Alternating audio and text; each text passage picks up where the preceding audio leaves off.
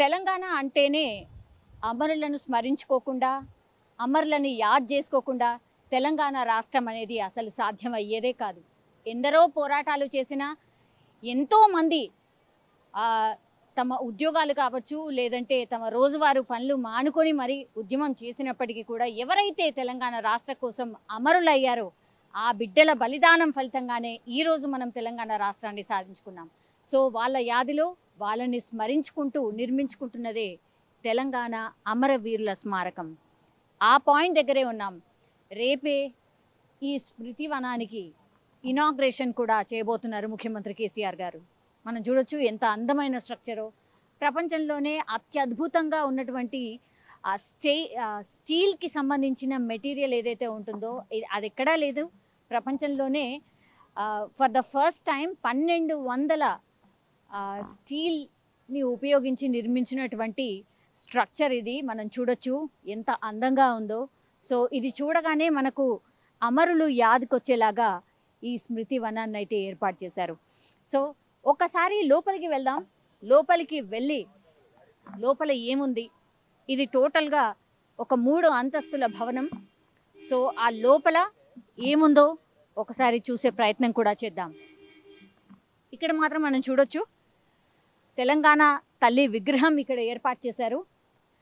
So first Telangana తల్లి విగ్రహం ఇక్కడ, ఆ తర్వాత మెట్ల ద్వారం నుంచి మనం ఆ స్మృతి వనం లోపలికి వెళ్ళి లోపల ఏముందో చెక్ చేయబోతున్నాం. సో వెళ్దాం, ఒకసారి లోపల ఎలా ఉందో ఒకసారి చూద్దాం. మెట్ల దారి నుంచి లోపలికి వచ్చాం. ఇదే ఎంట్రన్స్ డోర్స్ అన్నమాట. మనకి ఇక్కడ క్లియర్గా కనిపిస్తున్నాయి 1, 2 and 3 ఎంట్రన్స్ డోర్స్ అన్నమాట. ఇది గ్రౌండ్ ఫ్లోర్. సరే లోపలికి వెళ్దాం. అమరవీరుల స్మృతివనం. ఈ ప్లేస్ యాక్చువల్లీ, ఈ స్ట్రక్చర్ అండ్ ఈ ప్లేస్ గురించి మాట్లాడాలంటే కరెక్ట్ పర్సన్ యాక్చువల్లీ నా అదృష్టం అనుకోవచ్చు కూడా. నేను కరెక్ట్ టైంలో వచ్చానేమో. దేశపతి శ్రీనివాస్ గారు ఉన్నారు మనతో పాటు. సార్ నమస్తే. సార్ నమస్కారం అండి. చాలా కాలం తర్వాత కలిసాను సార్. I'm very happy. నేను కూడా నమ్మా, మిమ్మల్ని చూసి చాలా రోజులైంది. ఈ స్ట్రక్చర్ గురించి మీ మాట. తెలంగాణ ఉద్యమం సమరశీలమైంది, త్యాగపూరితమైంది.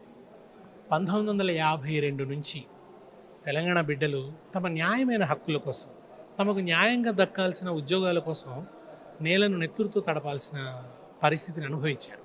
కనుక 1952 ముల్కీ పోరాటం, 69 ఉద్యమం, మళ్ళీ మలిదశ తెలంగాణ ఉద్యమం, ఈ 3 దశల్లో జరిగిన ఉద్యమాల్లో ప్రాణార్పణ చేశారు. మొదట కాల్పుల్లో మరణించారు. ఆ తర్వాత 69లో కూడా అలా నిర్దాక్షిణ్యంగా కాల్పులు జరిపింది అప్పటి నియంత సర్కార్. దానివల్ల మరణించారు. మలిదశ ఉద్యమానికి వచ్చేసరికి అది అహింసాయుతంగాను శాంతియుత పంథాలో మనం ఉద్యమించినాము. దానివల్ల ప్రభుత్వం అటువంటి అణచివేతను చేయలేకపోయింది. కానీ ఈ రాజకీయ క్రీడ వల్ల, అనవసర తాత్సారం వల్ల, కేంద్ర ప్రభుత్వం చేసిన అనవసర తాత్సారం వల్ల ఈ కుహనా సమైక్యవాద పార్టీలు అవి అనుసరించినటువంటి అవకాశవాదపూరిత వైఖరి వల్ల బాగా ఆందోళనకు గురయ్యారు తెలంగాణ బిడ్డలు. దానివల్ల మా ప్రాణార్పణతోనైనా కనువిప్పు కలగకపోతుందా, వీళ్ళు కళ్ళు తెరవలేకపోతారా, ఉద్యమకారుల్ని కూడా మరింత పోరాటానికి పురికొల్పాలని ఆ పాపం ఆ ఒక అసహాయమైనటువంటి స్థితిలో ప్రాణాలు అర్పించారు. అంతకన్నా ఇంకా వెలకట్టలేని త్యాగం ఇంకొకటి ఉండదు. ఎవరికైనా ప్రాణాన్ని మించింది ఇంకొకటి ఉండదు. ఇంకా ఆ బిడ్డల త్యాగ ఫలం తెలంగాణ రాష్ట్రం. ఇది ఎవరి దయాదాక్షిణ్యం కాదు, ఇది పోరాట ఫలం, ఇది అమరుల త్యాగ ఫలం. కనుక వాళ్ళకి ఒక ఘన నివాళిని అర్పించాలని ప్రభుత్వం సంకల్పించింది. దాంట్లో భాగంగా ఇదేమిటంటే ఇది ఎప్పుడూ జనసమ్మర్దంతో ఉండాలి అని అనుకుని ఏంటంటే దీన్ని ఒక స్మారక కేంద్రంగా, ఇక్కడికి వచ్చిన వాళ్ళకి తెలంగాణ చరిత్ర తెలియాలి, అమరత్వం యొక్క విలువ అర్థం కావాలి. అది తర్వాత మన సాంప్రదాయంలోనే మనము మరణించిన వారి గుర్తుగా దీపాలు వెలిగిస్తాం. కనుక దీన్ని దివ్య ఆకారంలో చేశారు. తర్వాత ఇది స్టెయిన్లెస్ స్టీల్ నిర్మాణం. ప్రపంచంలో ఇది అతిపెద్ద స్టెయిన్లెస్ స్టీల్ నిర్మాణం, ఎక్కడా లేదు.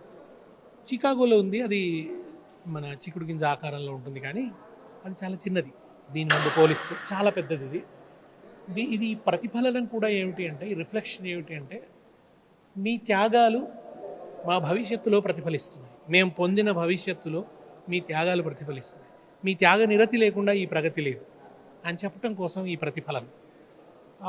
దీంట్లోకి వచ్చిన వాళ్ళకి ఇక్కడ రిసెప్షన్ దగ్గర తెలంగాణ చరిత్రకు సంబంధించిన సాహిత్యం కొంత ఇవ్వబడుతుంది. ఒక థియేటర్ ఉంది, అక్కడ ఇంకా రూపొందించవలసి ఉంది. తెలంగాణ చరిత్రని తెలియజేసేటువంటి ఈ పోరాటం చేసినటువంటి వాళ్ళ సాహసం, తెగువ, ధైర్యం, త్యాగం వీటన్నిటిని వ్యక్తం చేసే ఒక చలనచిత్రం ఎప్పుడూ ప్రదర్శించబడుతుంది. ఎవరైనా టూరిస్టులు వాళ్ళు వస్తే దాన్ని చూడడానికి ఉంటుంది. ఆ తర్వాత ఒక మీటింగ్ హాల్ ఉంది, అక్కడ సభలు జరుగుతూ ఉంటాయి. ఎక్కడ జరుగుతుంది సభ అంటే మార్టియర్స్ మెమోరియల్, అమరుల స్మారకంలో జరుగుతుంది అని అనటం వల్ల ప్రతిరోజు సమాజం నాలుకల మీద అమరులు అమరులు అనే మాట నానుతూ ఉంటుందన్నమాట. దానికోసం దీన్ని ఒక కన్వెన్షన్ హాల్గా కూడా మార్చారన్నమాట. ఆ పైన కెఫెటేరియా ఉంటుంది, ఇక్కడికి చూడడానికి వచ్చిన వాళ్ళు వెళ్ళి వాళ్ళు సేద తీరవచ్చు. తరువాత ఈ ముందు తెలంగాణ తల్లి ఉంటుంది, అక్కడ ఎవరైనా పుష్పగుచ్చాలు లాంటివి సమర్పించవచ్చు. ఆ తర్వాత ఒక గ్రంథాలయం ఉంటుంది. ఆ గ్రంథాలయంలో మీకు తెలంగాణ చరిత్రకు సంబంధించిన పుస్తకాలు, సీడీలు, ఫుటేజ్ ఇవన్నీ కూడా, అంటే ఇది ఒక రీసెర్చ్ అండ్ రెఫరల్ సెంటర్ లాగా ఆ గ్రంథాలయాన్ని తీర్చిదిద్దాలనే ఆలోచనలో ప్రభుత్వం ఉంది. ఎవరైనా రావచ్చా? దీనికి ఏమైనా టికెట్ లాంటిది ఏమైనా అంటే ఇప్పటివరకు అయితే ఏం ఆలోచించలేదు ఆ విషయాల మీద, అది భవిష్యత్తులో ఆలోచిస్తారు. ఇది ఇక్కడికి వచ్చిన వాళ్ళు కాస్త శ్రద్ధగా అమరులను తలుచుకోవాలి, ఈ చరిత్ర అర్థం కావాలి, రాబోయే తరాలకు చరిత్ర తెలియాలి, ఈ త్యాగం విలువ తెలియాలి. అదే అసలు ప్రధాన ఉద్దేశం. రేపు అమరవీరుల కుటుంబ సభ్యులందరూ వస్తున్నారా? రేపు ఎట్లాంటి కార్యక్రమాలు ఉండబోతున్నాయి? ఎక్కడికక్కడ జిల్లాలలో ఆయా జిల్లాల్లో ఉన్న అమరవీరుల కుటుంబాలను సత్కరిస్తున్నారు. ఇక్కడికి మాత్రం ఒక 6 కుటుంబాలను ఇక్కడ పిలిచి ముఖ్యమంత్రి గారు సత్కరిస్తున్నారు. తర్వాత అమరుల నివాళి గీతం ఉంటుంది. ఆ గీతం సమయంలో అందరూ లైట్స్ పట్టుకొని ఉంటారు. ముఖ్యంగా ఏంటంటే ఒక ర్యాలీ ద్వారా మనం స్మరిస్తున్నాం, ఒక కళా ప్రదర్శనల ద్వారా. ఇక్కడ నుంచి అది అంబేద్కర్ విగ్రహం దగ్గర నుంచి అంబేద్కర్కు అక్కడ నివాళి అర్పించి ర్యాలీ ప్రారంభం అవుతుంది. ఆ ర్యాలీ అమరజ్యోతి వరకు, ఇక్కడి వరకు అన్నమాట. ఆ దాంట్లో కళాకారులంతా కూడా వాళ్ళ వాళ్ళ విన్యాసాలతో, అంటే ఈ అమరుల త్యాగాన్ని, మీ త్యాగ ఫలితం ఇది అన్నదాన్ని వాళ్ళు వాళ్ళ కళా ప్రదర్శన ద్వారా సెలబ్రేట్ చేస్తూ వస్తారు. ఆ తర్వాత ఇక్కడ గన్ సెల్యూట్ జరుగుతుంది పోలీసుల చేత. ఇక్కడ లఘు చిత్ర ప్రదర్శన ముఖ్యమంత్రి గారు చూస్తారు. చూసిన తర్వాత పైన జ్యోతి వెలిగిస్తారు. జ్యోతి వెలిగించిన తర్వాత డాస్ మీదకి వస్తారు. అమరుల నివాళి గీతం ఉంటుంది. ఆ తర్వాత సిఎస్ గారి స్వాగతోపన్యాసం, సన్మానం, తర్వాత ముఖ్యమంత్రి గారి సందేశం. ఈ సందర్భంగా మీతో ఒక కవిత్వం చెప్పకుండా, చెప్పించుకోకుండా మాత్రం నా కవిత చెప్పడం కంటేనమ్మా, శివసాగర్ గారు గొప్ప కవిత రాశారు ఎప్పుడో అమరత్వం గురించి. అంటే ఒకసారి అది రాసిన తర్వాత ఇంకా దానికి సాటి రాగల కవిత కనిపించలేదన్నమాట. విత్తనం చనిపోతూ పంటను వాగ్దానం చేసింది, చిన్నారి పువ్వు రాలిపోతూ కాపును వాగ్దానం చేసింది, సూర్యాస్తమయం చేతిలో చెయ్యి వేసి సూర్యోదయాన్ని వాగ్దానం చేసింది, అమరత్వం రమణీయమైంది, అది కాలాన్ని కౌగిలించుకొని ప్రజా తెలంగాణని వాగ్దానం చేసింది. Thank you so much sir. స్మృతి వనంలో ఫస్ట్ ఫ్లోర్లో ఉన్నాం మనం. ఫస్ట్ ఫ్లోర్లో ఒక ఆడిటోరియం రూమ్ ఉంది, మనం ఇక్కడ క్లియర్గా చూడొచ్చు. సీటింగ్ అరేంజ్మెంట్ అంతా కూడా ఏవీ రూమ్ లాగా అనమాట. సో ఏదన్నా డాక్యుమెంట్స్ ఏదన్నా ప్లే చేయాలన్నా కూడా ఇక్కడ నుంచే ప్లే చేయబోతున్నారు. సీటింగ్ అరేంజ్మెంట్స్ మనం చూడొచ్చు. Capacity of I think 1 2 3 4 5 6 36 seat వైపు అండ్ 36 సీటు వైపు టోటలీ సీటింగ్ అరేంజ్మెంట్ అనమాట. ఇక్కడ వచ్చిన వాళ్ళు ఎవరైనా సరే ఒక డాక్యుమెంట్ ప్లే చేస్తే ఒక మంచి ఎక్స్పీరియన్స్ ఉండేలాగా అయితే డిజైన్ చేశారు. చూడొచ్చు, మనము స్క్రీన్ని చూడొచ్చు అండ్ ఈ రూమ్ అంబియన్స్ కూడా చూడొచ్చు. ఇక్కడ వచ్చిన వాళ్ళు హ్యాపీగా కూర్చొని డాక్యుమెంట్ చూస్తూ ఒక ఎక్స్పీరియన్స్ అయితే పొందొచ్చు. గవర్నమెంట్ ఆఫ్ తెలంగాణ అనే ఎంబ్లెమ్ మనం చూడొచ్చు. ఇక్కడ ఎలాంటి డాక్యుమెంట్స్ అయినా సరే ఇక్కడ కూర్చొని హ్యాపీగా విజిటర్స్ ఎవరైతే ఉన్నారో ఇక్కడికి వచ్చి డాక్యుమెంట్ని చూసే వ్యవస్థ అన్నమాట.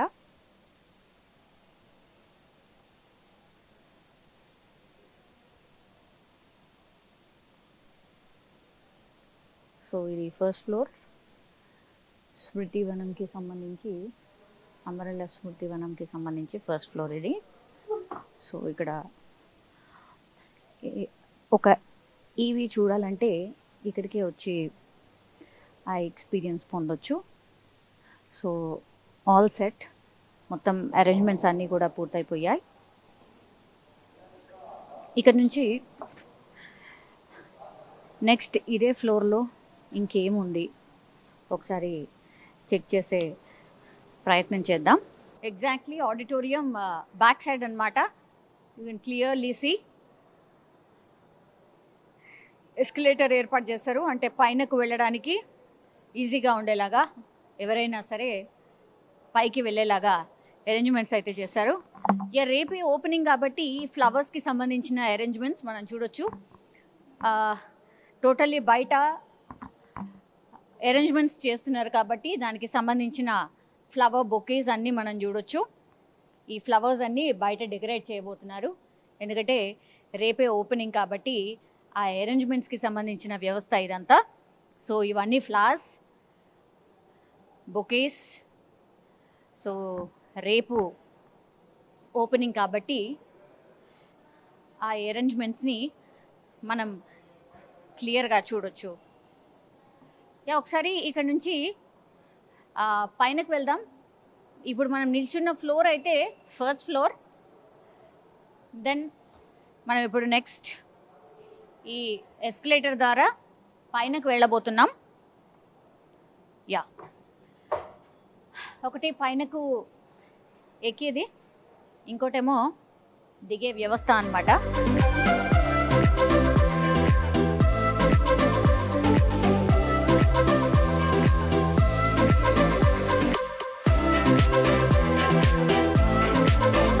కన్వెన్షన్ రూమ్ అన్నమాట.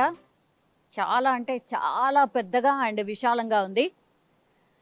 సో నాకు తెలిసి ఈజీగా ఒక 1000 మెంబర్స్ ఆర్ 1000 to 1500 మెంబర్స్ ఈజీగా కూర్చునేలాగా వ్యవస్థ అన్నమాట. సో పెద్ద పెద్ద మీటింగ్స్ అన్నీ కూడా ఇక్కడ చేయొచ్చు. సో ఇంత పెద్దగా ఉందన్నమాట. సి స్పీకర్స్ కూడా ఉన్నాయి, అది ఇన్ అండ్ ఇక్కడ ఒక అవుట్ డోర్ కూడా ఉంది.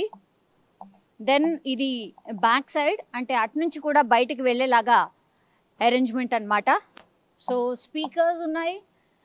దెన్ చాలా అంటే చాలా పెద్దగా హాల్ ఉంది, కన్వెన్షన్ హాల్.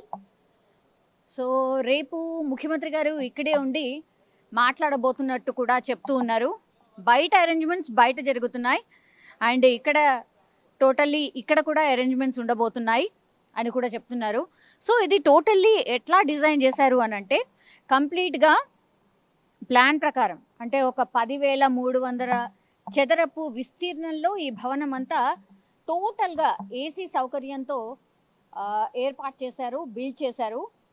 పైన ఏదైతే ఉందో దీపం లాంటి షేప్, అంటే ఒక నివాళిలాగా అట్లాంటి అరేంజ్మెంట్స్ చేశారు, అంటే ప్రమిద లాగా ఆ షేప్ని తీసుకొచ్చారు. ఇది టోటల్గా ఒక 26 మీటర్ల ఎత్తున ఉందట, జ్యోతి వెలుగుతున్నట్టు కనిపిస్తూ ఉంది. మనకు బయట నుంచి చూసినప్పుడు కూడా ఒక ప్రమిద, అందులో మనం దీపం వెలిగిస్తే ఎలా ఉంటుందో అలాంటి షేప్ అన్నమాట. సో ఒక డిఫరెంట్ టైప్ ఆఫ్ నివాళి లాగా, అంటే ఈ బిల్డింగ్ చూడగానే అమరుల స్మృతివనం అని గుర్తొచ్చేలాగా ఆ స్ట్రక్చర్ని కూడా రూపొందించారట. సో ఇది మనం ఉన్నది కన్వెన్షన్ హాల్, ఇది 2nd ఫ్లోర్లో ఉంది. మనం ఒకసారి 3rd ఫ్లోర్కి వెళ్దాం. 3rd ఫ్లోర్లో ఏముందో ఒకసారి చెక్ చేద్దాం. ఇదే నా వెనకాల కనిపిస్తోంది అమరుల జ్యోతి. సో ఇక్కడే రేపు సీఎం కేసీఆర్ వచ్చి నివాళులు అర్పించబోతున్నారు. ప్రమిద అండ్ ద దీపం అన్నమాట. సో ఇది ప్రపంచంలోనే అతిపెద్ద స్టెయిన్లెస్ స్టీల్ నిర్మాణం ఇది. సో ఒక రికార్డ్ అన్నమాట. అండ్ ఇది 3 ఎకరాల పైన విస్తీర్ణంలో ఈ నిర్మాణం చేశారు. మనం ఇక్కడ నుంచి చూడొచ్చు వ్యూ పాయింట్ కూడా ఒక రకంగా, ఎందుకంటే మనం చూడొచ్చు బిర్లా మందిర్ ఎగ్జాక్ట్లీ మనకు కనిపిస్తోంది. ఇక్కడ నుంచి పైన 3rd ఫ్లోర్ ఎక్కగానే అమరుల స్మృతివనం పైనుంచి బిర్లా మందిర్, దెన్ ఎగ్జాక్ట్లీ ఈ దీపం షేప్ ఏదైతే ఉందో దానికి అపోజిట్లోనే నూతనంగా ప్రారంభించిన సచివాలయం క్లియర్గా మనకు కనిపిస్తోంది. ఈ స్ట్రక్చర్స్ అన్నీ పైనుంచి చాలా క్లియర్గా మనం చూడొచ్చు. దెన్ ఇక్కడి నుంచే మనకు క్లియర్గా అంబేద్కర్ విగ్రహం కూడా కనిపిస్తోంది. సో ఈ 3 వ్యూ పాయింట్స్ అన్నీ కూడా 3rd ఫ్లోర్ ఆఫ్ అమరుల స్మృతివనం పైనుంచి మనకు ఎగ్జాక్ట్గా కనిపిస్తున్నాయి. ఇవన్నీ కూడా రీసెంట్లీ మనం ఓపెన్ చేసుకున్నాం. సో ఇవన్నీ చూడొచ్చు. అండ్ దెన్ ఇక్కడ లైటింగ్ మనం చూడొచ్చు. రాత్రి పూటనైతే ఈ ఈ అమరుల స్మృతివనం ఏదైతే ఉందో ఇది ఎగ్జాక్ట్లీ షేప్ అండ్ దీని అందం అంతా కూడా రాత్రిపూట మనం స్పష్టంగా చూడొచ్చు. లైటింగ్కి సంబంధించిన అరేంజ్మెంట్స్ అన్నీ కూడా మనకు క్లియర్ కట్గా కనిపిస్తున్నాయి. 3rd ఫ్లోర్లో ఎవరైతే వస్తారో వాళ్ళు సేద తీయడానికి, అంటే ఇక్కడే కాసేపు ఉండి గడిపి వెళ్ళడానికి కూడా ఏర్పాట్లు అయితే చేశారు. కాబట్టి ఇక్కడ లోపల ఒక చిన్న కాఫీ షాప్ లాగా, అంటే స్నాక్స్ వగైరా దొరికేలాగా ఇక్కడ ఆ ఫెసిలిటీ కూడా ఏర్పాటు చేశారు. ఈ లోపల అన్నమాట 3rd ఫ్లోర్లో లోపల వైపు ఇక్కడ స్నాక్స్ కోసం అంటూ కొంత అరేంజ్మెంట్ చేశారు. అంటే ఈ వ్యూ పాయింట్ని ఎంజాయ్ చేస్తూ ఇక్కడే వచ్చి ఏదో ఒకటి కొనుక్కొని తినొచ్చు అనా. యా, గిరాక్ స్టార్ట్ అయిందా మీకు? గిరాకీ ఇంకేం స్టార్ట్ కాలేదు. ఇప్పుడే ఓన్లీ స్టాఫ్ వరకు వేయడానికి అందలేదు. ఓన్లీ స్టాఫ్ వరకు ఫుడ్, ఇది కాఫీ, టీ అలాంటివి. ఏమేమి పెట్టబోతున్నారు ఇక్కడ? ఇక్కడ అన్ని ఐటమ్స్, స్నాక్స్ ఐటమ్స్ మొత్తం మామూలుగా బేకరీ ఐటమ్స్ అన్నీ ఉంటాయి. ఇలా A to Z అన్నీ దొరుకుతాయి. మీరు షెఫా, మెయిన్ షెఫా? అంటే ఇక్కడ షెఫ్ అంటే నేను కొత్తగా వచ్చాను. ఇక్కడ 6-7 డేస్ అవుతుంది. ఇక్కడ పర్మనెంట్ కూడా ఉండబోతున్నాను. అంటే ఎట్లా కాంట్రాక్ట్ వ్యవస్థ లాగానా ఎట్లా? ఇంత మొత్తం కాంట్రాక్ట్ లెక్కనే. ఈ కిచెన్ వరకు కాంట్రాక్ట్ అన్నారు. మిగతా వచ్చిన వాళ్ళకి అందరికీ ఇవ్వడం, ఎవరికి ఏమన్నా ఐటమ్స్ కావాలన్నా చేసేయడం, ఫంక్షన్ హాల్కి ఏమన్నా కావాలన్నా చేసేయడం అలాంటిది. ఇప్పుడు బయట నుంచి ఫుడ్ అలౌడ్ లేదా అన్న? అలా ఏం లేదండి. ఈ లోపలనే మొత్తం ఇక్కడనే కొనుక్కోవాలి. కావాలంటే ఏమైనా క్యాటరింగ్ అలాంటివి కావాలన్నా కూడా కింద పెద్దగా ఉంది కిచెన్, అక్కడ కూడా తీసుకోవచ్చండి. అంటే అంటే ఇక్కడ అంత పెద్ద ఎత్తున ఎవరికి వండుతారన్నా, ఎవరికి అవసరం పడుతుంది? అంటే ఇక్కడ కింద 500 మెంబర్స్ దాకా హాల్ ఉంది కింద పెద్దది.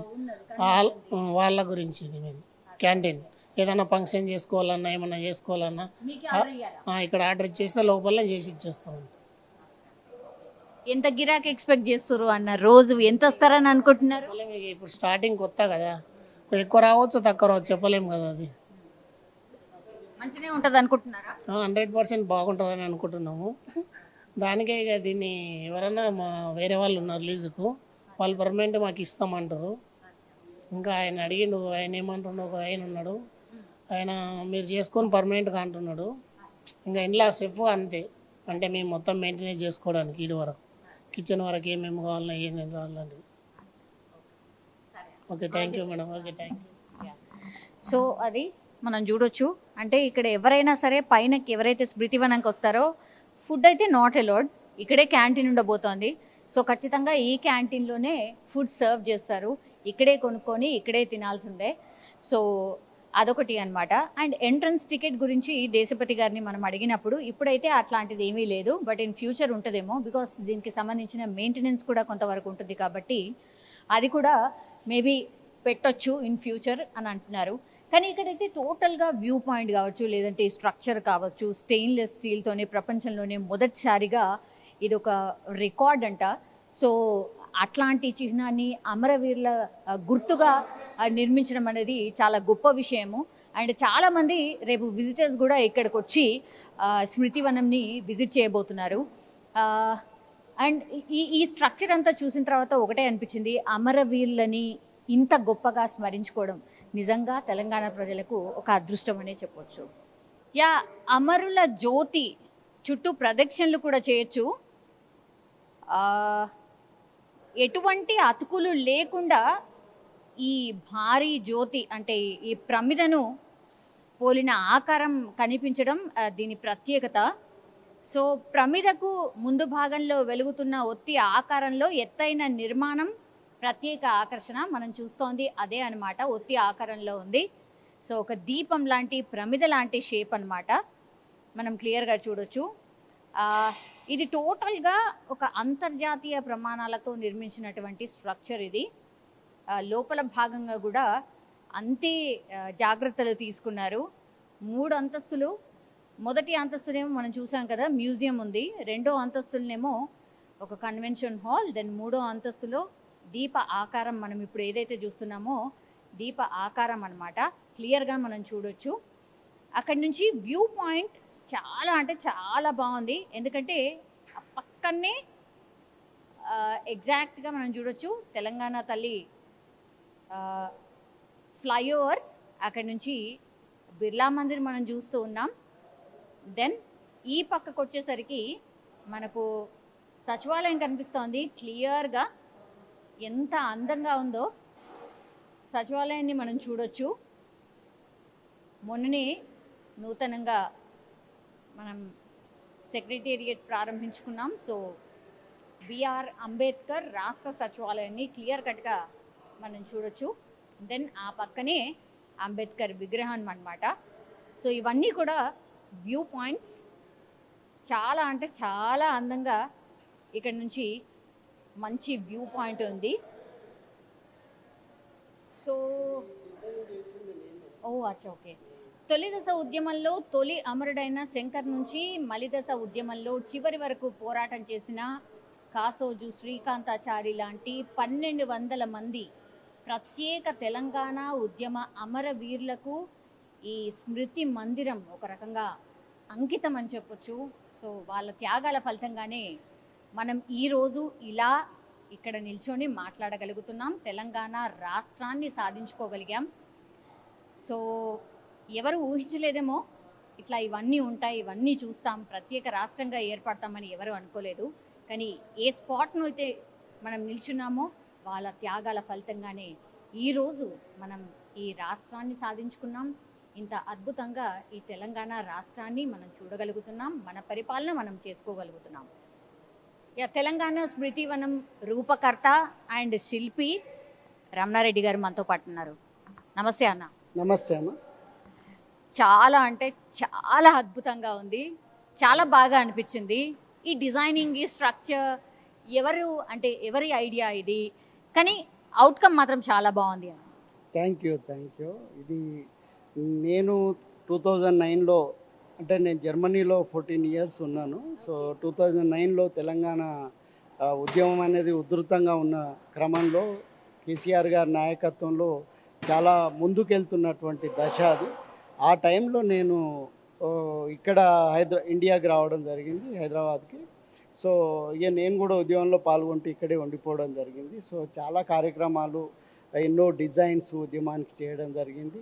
ఎన్నో ఆర్ట్ క్యాంపులు కూడా నిర్వహించి ఇతర కళాకారుల్ని ఉద్యమం వైపు ముందుకు తీసుకెళ్ళడం, ఉద్యమానికి ఉపయోగపడే విధంగా ఎన్నో కళా కార్యక్రమాలు నిర్వహించడం జరిగింది. సో ఆ క్రమంలో ఈ ఆత్మార్పణలు, త్యాగాలు ఇవన్నీ కూడా ప్రజల్లో ఉన్న చైతన్యము, సో ఇవన్నీ కూడా దగ్గరగా చూసి సో ఉన్నటువంటి క్రమంలో సో ఏదైతే త్యాగం ఉందో ఇదంతా కూడా ఒక జ్వాలలాగా వెలగాలి, అందరికీ ఒక స్ఫూర్తినివ్వాలి. అండ్ ఏదైతే ఈ త్యాగమూర్తుల యొక్క త్యాగం ఉందో అది వాళ్ళ స్వప్రయోజనాల కోసం కాదు, అది ఇతరుల కోసం చేసినటువంటి త్యాగం కాబట్టి అది ఎప్పుడూ ఒక స్ఫూర్తిని నింపే విధంగా ఒక జ్యోతిలాగా వెలగాలి అనే ఉద్దేశంతోటి ఒక మట్టి దీపాన్ని స్ఫూర్తిగా తీసుకొని ఆ మట్టి దీపం నుంచే ఈ ఆధునికమైనటువంటి కట్టడాన్ని ఏర్పాటు చేయడం జరిగింది. అందులో ఈ కట్టడం కూడా ఒక స్ఫూర్తిదాయకంగా ఉండాలి, ఏ రకంగా కట్టినరు అనే ఒక ఆశ్చర్యాన్ని, సో ఒక భారతదేశానికి కూడా ఒక ఐకానిక్ స్ట్రక్చర్ని ఆఫర్ చేయాలనే ఉద్దేశంతో డిజైన్ చేయడం జరిగింది. చాలా అంటే చాలా బాగుంది. యాక్చువల్లీ ఇక్కడికి వచ్చిన వాళ్ళు ఎవరైనా సరే వావ్ అనకుండా ఉండలేరు అనమాట. అండ్ మన అమరులను తలుచుకోకుండా కూడా ఉండలేరు.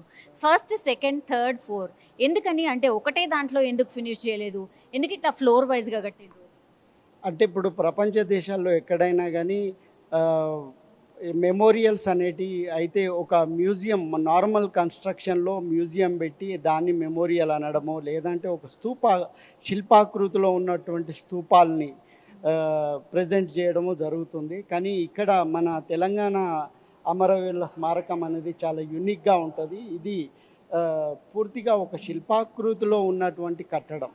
అంటే ఇది తరాలకి అసలు ఎందుకు తెలంగాణ ఆవిర్భావన అవసరం ఎందుకు ఏర్పడ్డది, ఎక్కడి నుంచి ఆ భావన అనేది మొదలైంది, ఎన్ని రకాల ఉద్యమాలు జరిగినాయి, ఎంతమంది బలిదానాలు జరిగినాయి, ఎంతమంది ఆత్మార్పణలు చేసుకున్నారు. సో ఇవన్నీ కూడా ఈ ఉద్యమం యొక్క ప్రోగ్రెస్ ఎలా జరిగింది, సో ఇవన్నీ కూడా మనం సాధించిన తెలంగాణలో ప్రగతి ఏంటి, సో ఇవన్నీ కూడా ఇందులో క్రోడీకృతమై ఉండాల్సిన అవసరం, భవిష్యత్ తరాలకు తెలియాల్సిన అవసరం ఉంది. అండ్ ఈ స్ఫూర్తి ఏదైతే ఉందో అది డెఫినెట్లీ పిల్లలు కానీ భవిష్యత్ తరాలు కూడా మన కాంట్రిబ్యూషన్ కూడా తెలంగాణ కోసం ఉండాలి. మనం తెలంగాణని ఇండియాలో ప్రపంచంలో ఒక అగ్రస్థానం నిలపాలనే ఒక భక్తిపరమైనటువంటి భావన రావాలి. అది చాలా అవసరం మన రాష్ట్రానికి. సో ఆ రకంగా మనం కట్టినటువంటి అమరవీరుల స్మారకం ఏదైతుందో ఒక స్ఫూర్తినిచ్చే విధంగా ఉండాలి. సో దానికి గౌరవ ముఖ్యమంత్రి గారి ప్రోద్బలం, సహకారం అండ్ ఆయన గైడెన్స్ ప్రతి క్షణం కూడా ఉంది. సో ఆ రకంగా ఇది అద్భుతంగా దాన్ని రూపుదిద్దుకోవడం, ఇది వరల్డ్లోనే ఒక largest stainless steel mirror finish building కాబోతుంది. ఈ ఇనాగరేషన్ తర్వాత ఎన్నో అవార్డులు అందుకోబోతుంది. యాక్చువల్లీ మీరు అనుకున్నది ఎన్ని డేస్లో ఫినిష్ చేద్దాము అనుకున్నారు? అంటే సంవత్సరమా, 2 సంవత్సరాల్లో అనుకున్నారా? లేట్ అయిందా లేకపోతే తక్కువ టైమే పట్టిందా? ఇది 3.5 సంవత్సరాలుగా మనం కట్టడం జరుగుతుంది. ఇది ప్రపంచంలో ఎక్కడా లేనటువంటి ఒక కొత్త రకమైన కన్స్ట్రక్షను. ఇది స్టెయిన్లెస్ స్టీల్లో 316L అనే ఒక స్పెషల్ కేటగిరీ స్టీల్ వాడడం జరిగింది. ఇది కర్వేచర్ ప్రాజెక్ట్ అంటారు. అంటే దాదాపు 4500 షీట్లు స్టెయిన్లెస్ స్టీల్ షీట్లు ఇందులో వాడడం జరిగింది. ఒక 100 టన్నుల వెయిట్ ఉన్నటువంటి స్టీలు. సో ఇది ప్రతి స్టీల్ షీటు కూడా 4 సైడ్ల మైక్రో మిల్లీమీటర్ అక్యురసీలో పర్ఫెక్షన్గా దీని బెండింగ్స్ అనేవి జరుగుతాయి. ఇదంతా టెక్నాలజికల్లీ ఇంటిగ్రేటెడ్, ఛాలెంజింగ్, ఆర్కిటెక్చరల్గా, స్ట్రక్చరల్గా, ఇంజనీరింగ్ వైజ్ కూడా వెరీ ఛాలెంజింగ్ జాబ్. సో ఇది నిజంగా లేట్ అనడానికి అసలు ఆస్కారం లేదు. ఇంకోటి ఏంటంటే మధ్యలో కరోనా కారణం కూడా చాలా ఇబ్బందికరంగా ఉండే, అయినప్పటికీ ఇదేం లేట్ కాలేదు. ఒకవేళ ఎవరన్నా లేట్ అనుకుంటే లేట్ అయినా లేటెస్ట్గా వచ్చింది ఈ స్ట్రక్చరు. ఓకే, ఇప్పుడు మనం వెనకాల మనం చూస్తున్నాం కదన్నా, అంటే ఏదైతే ఒత్తి షేప్లో ఉంది కదా, అది ఓన్లీ ఒకటి, అంటే ఎక్కడ కూడా ప్యాచ్ కానీ అటాచ్మెంట్ కానీ కనిపించట్లేదు. అది ఎట్లా సాధ్యమైంది ఇంత పెద్దది? అంటే ఇప్పుడు ఈ టోటల్ బిల్డింగ్ కూడా కర్వేచర్ సీమ్లెస్ ప్రాజెక్ట్, అంటే అతుకులు లేనటువంటి, ఇది ఒక కార్ ఇండస్ట్రీలో వాడే టెక్నాలజీ ఏదైతుందో లేజర్ టెక్నాలజీ, అలాంటి హైటెక్ ఎక్విప్మెంట్ తోటి మనం ఈ ప్రాజెక్ట్ చేయడం జరిగింది. ఈ స్టెయిన్లెస్ స్టీల్ అంతా కూడా జర్మనీకి వెళ్ళి ఇంపోర్ట్ చేసాము. సో మనం వెనక చూస్తున్నటువంటి ఆ జ్యోతి యొక్క మెటీరియల్ కూడా సో ఇంపోర్టెడ్ మెటీరియలే, కార్బన్ స్టీల్ అంటారు. సో అది పెయింట్ చేయడానికి కోసం అనువుగా ఉండే విధంగా ఆ కార్బన్ స్టీల్ వాడడం జరిగింది. ఈ 316L ఏమో ఈ కెమికల్స్ కానీ హుస్సేన్ సాగర్లో ఉన్నటువంటి ఏ రకమైన పొల్యూషన్స్ కూడా నెక్స్ట్ 100 సంవత్సరాలకు కూడా ఏ రకమైన ఇంపాక్ట్ ఉండకుండా దీని మీద జాగ్రత్తలు తీసుకోవడానికి కోసమే హయ్యర్ గ్రేడ్ స్టీల్ వాడడం జరిగింది. ఇది బయటి స్టీల్ అంతా కూడా దుబాయ్లో ఫ్యాబ్రికేట్ అయ్యి ఇక్కడికి తీసుకురావడం, జాయింట్ చేయడం జరిగింది. సో ఇది ఒక స్పెషల్ టెక్నాలజీ. ఇది అతుకులు కనబడకుండా, అతుకులు లేకుండా చేసేటువంటి ఈ టెక్నాలజీ. అందుకని ఎక్కడ కూడా మనం బయట స్టీల్ సర్ఫేస్ కానీ ఇక్కడ ఇది కానీ జాయింట్స్ అనేటివి ఏ రకం కూడా బయటికి కనబడవు. ఇదంతా స్ట్రక్చర్ చూసిన తర్వాత కేసీఆర్ గారు ఏమన్నారు అన్న? ఏం చెప్పారు మీకు?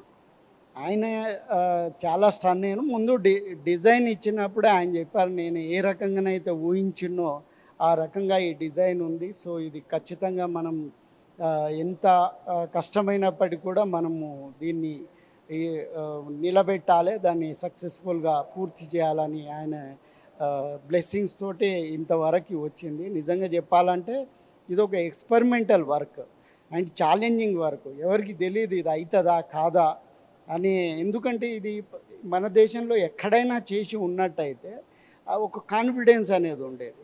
ఇది ప్రపంచాన్ని ఒక కొత్త రకమైన కన్స్ట్రక్షన్ మనం చేసినప్పుడు అది ఎవరికైనా కానీ కష్టతరం. కానీ గౌరవ ముఖ్యమంత్రి గారి ప్రోద్బలంతో ఇది ఈరోజు సక్సెస్ఫుల్గా ఇది నిలబడగలుగుతుంది. థ్యాంక్ యూ అన్న. ఒక బ్యూటిఫుల్ స్ట్రక్చర్ని తెలంగాణ రాష్ట్రానికి ఇచ్చారు. Thank you so much.